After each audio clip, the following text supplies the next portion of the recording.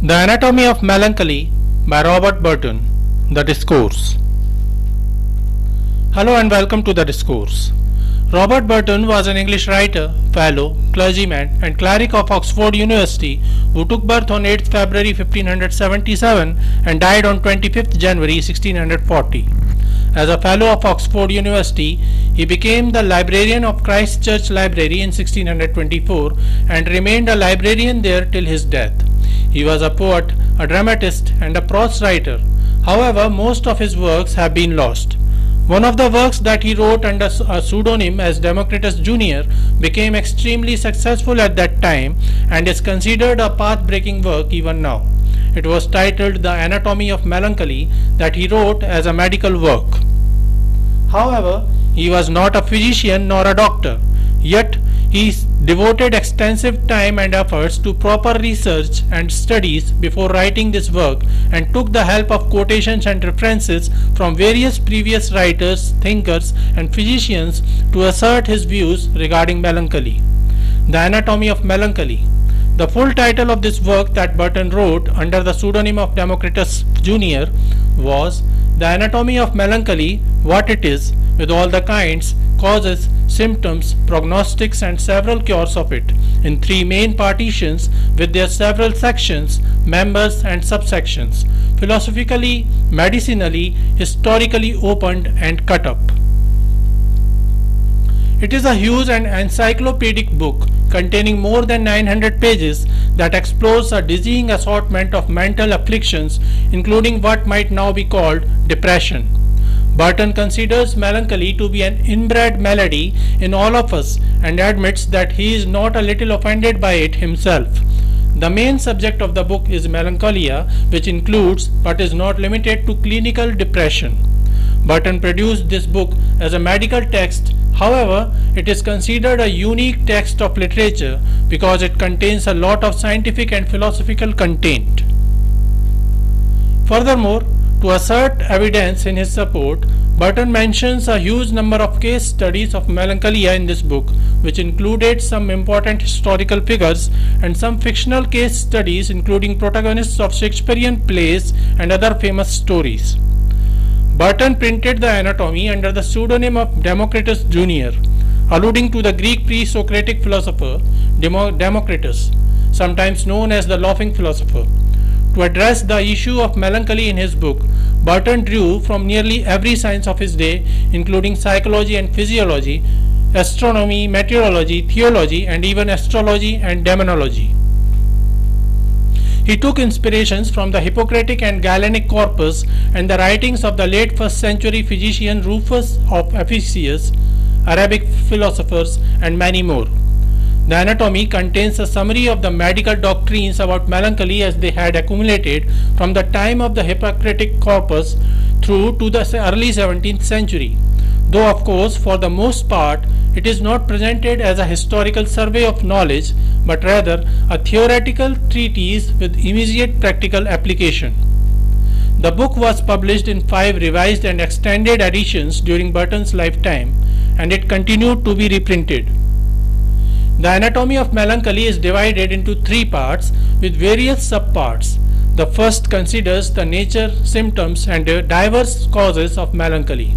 These causes range from God to witches and devils, poverty and imprisonment, parents and overmuch study, desire of revenge or overmuch use of hot wines. The second section discusses cures such as exercise and diet, purging, bloodletting and potions.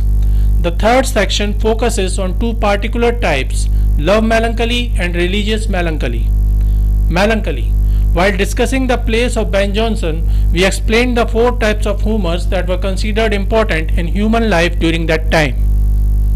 One of them is black bile, which causes melancholy.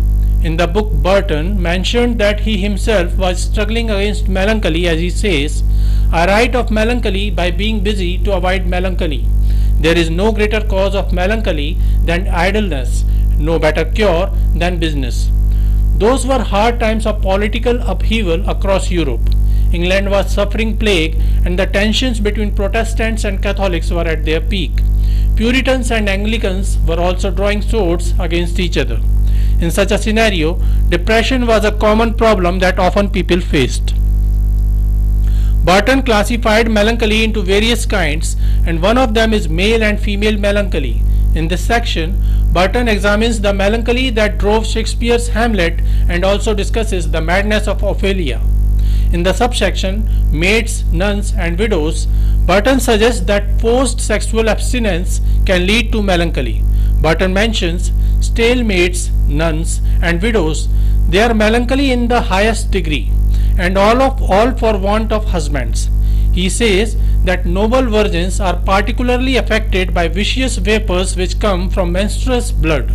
He reports shocking tales of nuns who rebel against their enforced temperance and express their sexuality, leading to frequent abortions and murdering infants in their nunneries.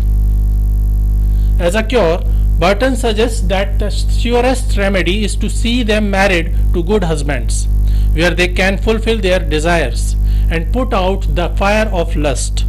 At some point in the book, Burton mentions, "What have I to do with nuns, maids, virgins, widows? I am a bachelor myself and lead a monastic life in a college." But then he defends himself and suggests that a grown-up man like him with experience can offer the correct advice. Also, it indicates that his own ascetic life forced him to suffer melancholy that he to avoid by remaining busy in writing this huge work. Burton devoted a major part of the third section to love melancholy. Burton uses Shakespeare's characters as Sigmund Freud would do centuries later as definitive examples of particular psychological types. For Burton, lovers who at first cannot fancy or affect each other but are harsh and ready to disagree are like Benedict and Beatrice in the comedy Much Ado About Nothing. He claims that the best solution is to push the couple into marriage so that love will grow out of closeness. By this living together in a house, conference, kissing, calling or embracing and such like allurements, they will begin at last to dote insensibly one upon another. Burton seems to sidestep the idea that in Shakespeare's play the couple might love each other even before their friends intervene. We might see their witty disagreements as a subtle sign that they already fancy each other. Burton illustrates the tyranny of love over men in the following passage. For an old fool to dote, to see an old lecher, what more odious, what can be more absurd? How many decrepit, hoary, harsh, writhen, bursten, bellied, crooked, toothless, bald, blear-eyed, impotent, rotten old men shall you see flickering still in every place? One gets him a young wife, another a courtesan, and when he can scarce lift his leg over a sill, and hath one foot already in Charon's boat, when he hath the trembling in his joints, the gout in his feet, a perpetual rheum in his head, a continuate cough, his sight fails him, thick of hearing, his breath stinks, all his moisture is dried up and gone, and a very child again that cannot dress himself or cut his own meat, yet he will be dreaming of and honging after wenches, what can be more unseemly? Similar invectives are levied against old women who are just as bad.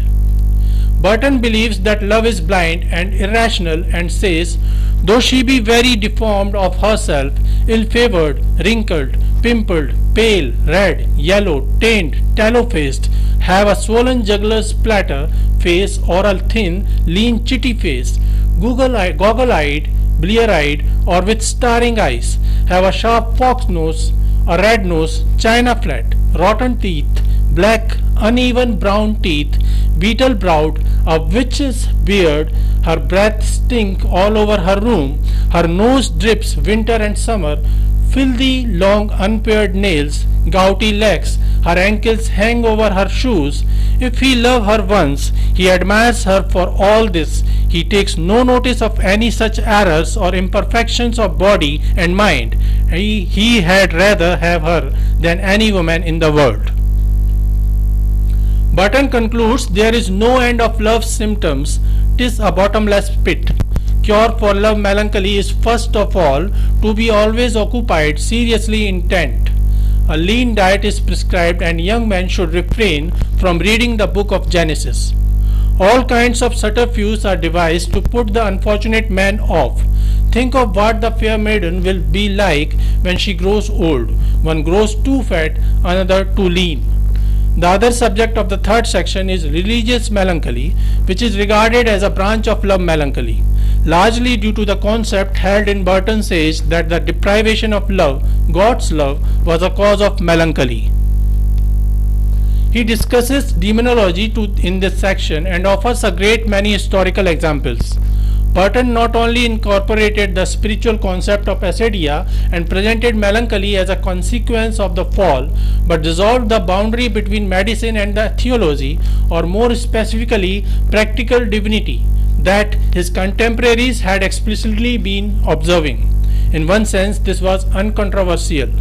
His remedies of the cure of despair in the final subsection contributed to the Christian cure of souls tradition and in many ways were typical of the Jacobean literature of spiritual comfort. So this is it for today. We will continue to discuss the history of English literature. Please stay connected with the discourse. Thanks and regards.